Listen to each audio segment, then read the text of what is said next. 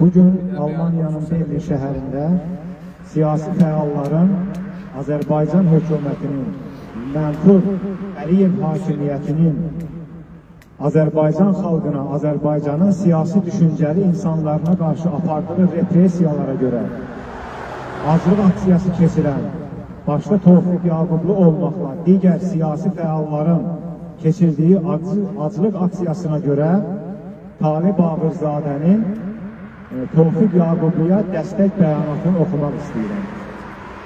Hakimiyyət sanki yaxşıların, düzlərin, vətənpərvərlərin cəzalandırılmasında bütün güc və səyini göstərməklə bu ölkənin yaşanan ümidlərini sona qədər öldürməklə israrlıdır. Azərbaycan müstəqillik uğrunda azadlıq hərəkatının fəal iştirakçısı, 1-ci Qarabağ Savaşının qazisi, bir ömür xalqın, millətin rifahı, azadlığı və demokratik dəyərləri naminə bütün varlığını qurban verən, dəfələrlə şərlənərək həbs edilən Tofiq Yaqublu sonunda ölüm təhlükəsi ilə baş-başadır.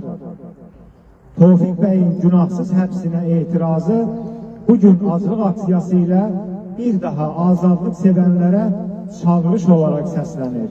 Biz xalqın mübariz oğlunun müdafiəsində birlik göstərməli, ona bu savaşda dəstək olmalıyıq.